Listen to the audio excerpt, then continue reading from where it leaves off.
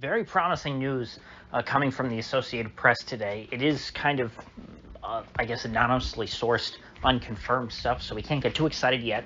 This is probably a trial balloon, or so we don't know if this is ultimately what the Biden administration is going to end up doing regarding the situation in Ukraine and Russia. I was very critical, been very upset that sort of out of nowhere there has come this conflict that's bubbled up, and you have all the neocons are just, they're foaming at the mouth, pushing Biden to wage war against Putin, and Biden's acting all tough and puffing out his chest, and he's saying, Putin's a soulless killer. And it's like, where the hell did that come from? This is a nuclear power. You don't mess around with this. You guys heard my spiel yesterday. I won't get into it again. But today, all of a sudden, we're getting a bunch of common sense out of the Biden administration through this anonymously sourced Associated Press report, in which it basically sounds like Biden is going to be the best president on Ukraine, since the conflict started in the wake of the U.S.-backed coup under Obama. Obama, as we all know, overthrew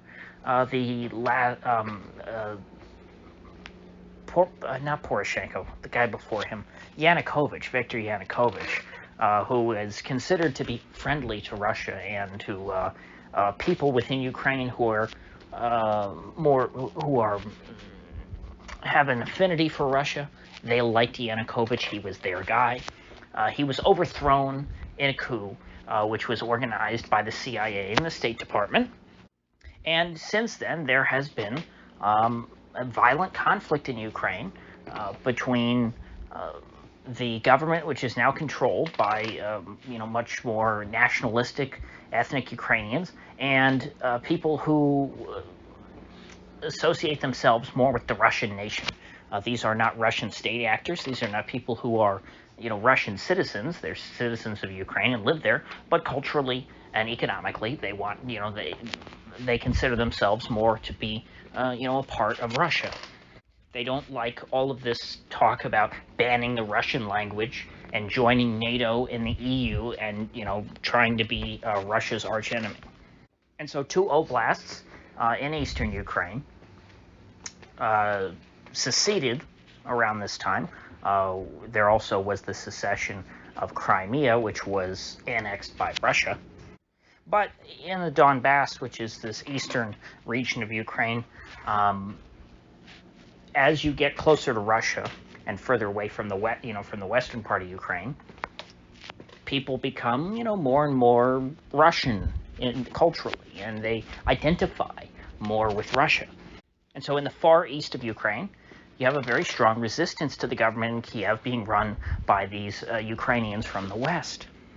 And they overthrew their local governments and said, no, we're going to establish our own government. We're not going to recognize the government in Kiev because it was installed, by a coup, which, hey, who can blame them? I wouldn't be too quick to recognize a coup government, a junta, or what have you. I would say, hey, let's go back to the guy who was elected in the first place. Now, Ukraine's had elections since then, and I don't know enough about Ukraine to say how corrupt or uncorrupt they were. But these folks in the East, they have disassociated with themselves with the new regime, which was inaugurated back in 2014 after, the Euromaidan revolution. And so for that entire time, effectively, this part of Ukraine, in the Far East, it's not, it certainly didn't join Russia. Putin did not annex this region. He had every opportunity to. He could have, at the same time that he annexed Crimea. He could have very easily won a referendum, in those two oblasts, Donetsk and Luhansk, and had a vote, put it to a vote. Hey, do you want to become a part of Russia? They would have voted yes, and they would be a part of Russia. Putin chose not to, so he clearly didn't want to annex those territories. That's why this is still kind of ridiculous that we're talking about this all these years later. And so these two oblasts have been operating independently of the Kiev government for many years now. That is what we would call, the facts on the ground. This part of Ukraine is not being controlled by the centralized government. it has, decentralized. De facto. De jure, Ukraine is a unitarian country, but de facto, it has this autonomous region. And so this brings us to the AP report. The Biden administration apparently now is going to try and make the Ukrainian government recognize the facts on the ground, going to try and make them grant de jure autonomy to this region where the centralized authority in Kiev has no power. And in doing so, they will preserve, the so-called territorial integrity of Ukraine. Ukraine will still be Ukraine on the map, but within Ukraine, there's going to be, multiple centers of political power. Not everyone in Ukraine will have to listen to whatever Kiev says. The Biden administration apparently plans on trying to persuade the government in Kiev to allow, or not to allow, because they don't have the power to stop them, to accept that this minority of people in the eastern part of the country are going to live their lives the way that they see fit, regardless of whether Kiev wants them to or not. Kiev doesn't have the power to suppress, this separatist movement, or this, autonomous movement. These people who don't want to give up their Russian identity, their culture and language. And the U.S., it seems, I'm glad to hear, is unwilling to go in and ethnically cleanse is the wrong word, but ethnically suppress this region. The U.S., thankfully, it seems, under Joe Biden, is not interested in helping Ukraine win this sectarian conflict. They're just going to, it seems like, based on this AP report, they're going to say, hey, this is reality. This is the world that you live in. And so accept it. And let's all move on.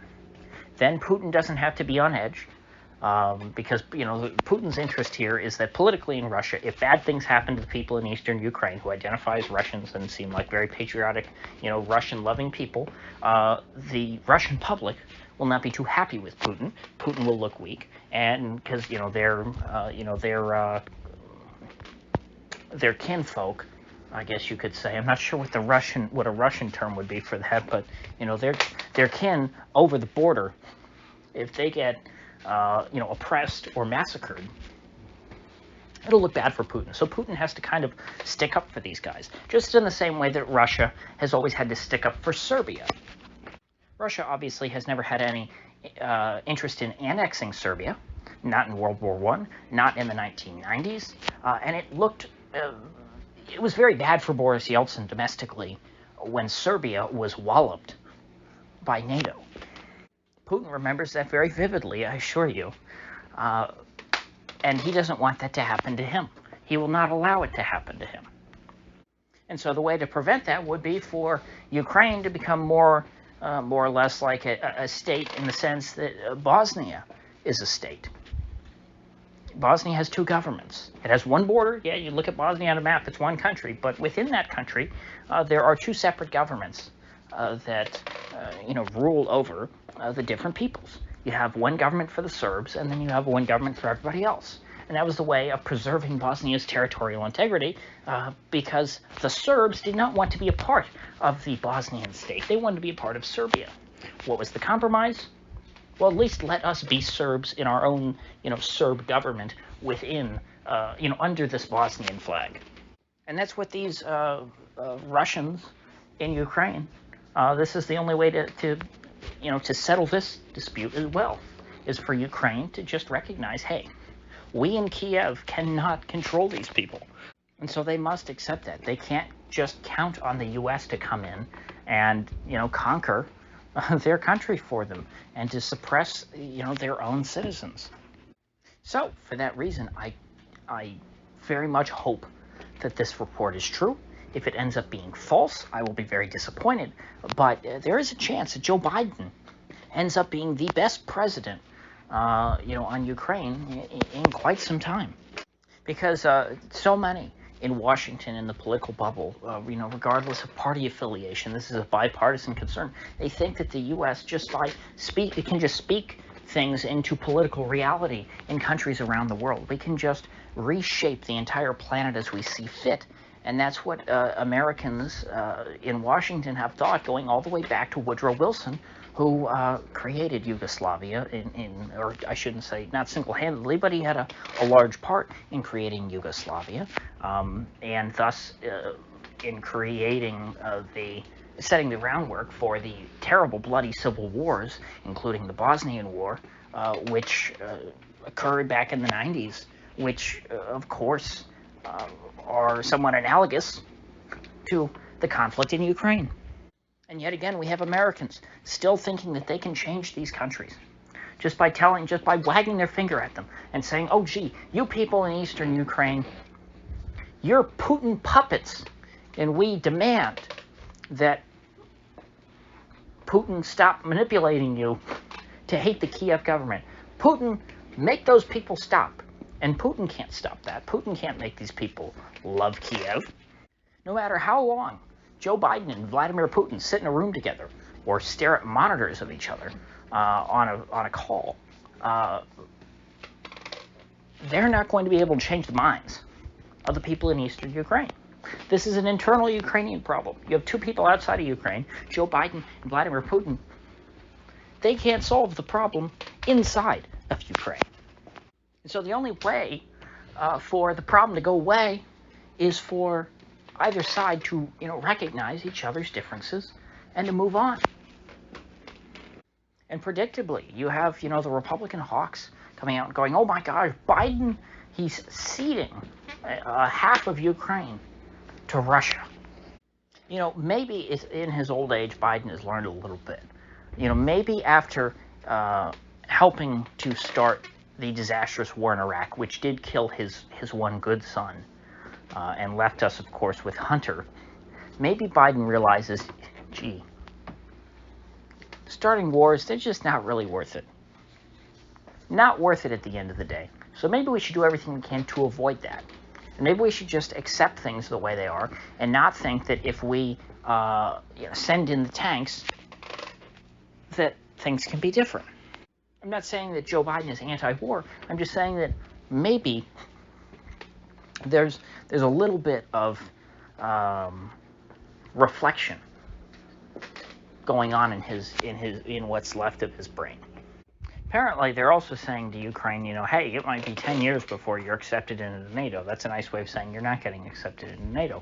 Ukraine should never become a part of NATO. We should not have NATO countries on the border of Russia. We shouldn't have NATO countries, period, in my opinion. But if you're going to have NATO, you can't have these very unstable, divided countries a part of a military alliance. That's ridiculous. That's just basically saying that, NATO is going to guarantee their stability, which is, that's not how these things are supposed to work.